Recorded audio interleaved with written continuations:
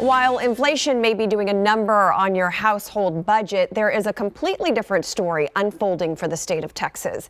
You may be surprised at how rising prices have benefited the state when it comes to tax collection. Here's Jason Wheeler. Inflation brings a lot of words to mind, including some choice words. How about that one? Windfall. Yeah, while our wallets have been deflating because of higher prices for oil and cars and electricity and a lot of other things, some businesses have benefited, but you know who else is enjoying the inflation windfall?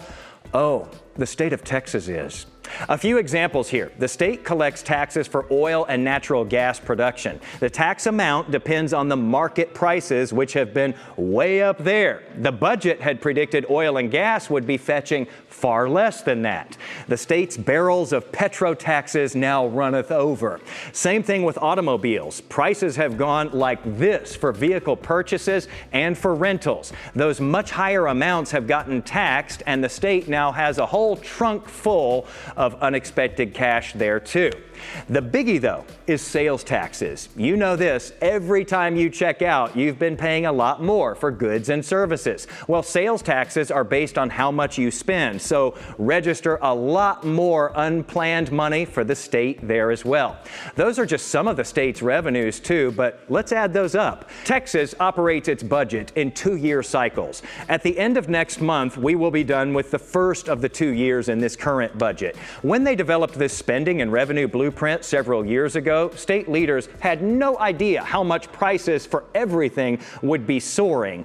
Now, if, and we should capitalize this because obviously prices can swing up or down pretty wildly, but if we were to continue to see current day inflated prices and therefore inflated tax collections for the rest of this 2-year budget cycle, the state would take in an extra $2.6 billion in oil taxes, an extra $3.5 billion in natural gas taxes, an extra $647 million in vehicle sales and rental taxes, and a whopping $6.3 billion extra in sales taxes. Combined, that would be a $13 billion tax surplus just from those taxes. And there are a lot more revenue sources, as I said, so the surplus could be even larger. That would be a major windfall. And now, originally, that word came from falling branches that gave people easy access to fruit. You always hear about how money doesn't grow on trees. Well, in this state, in this time of extraordinary inflation, it looks like it kind of does.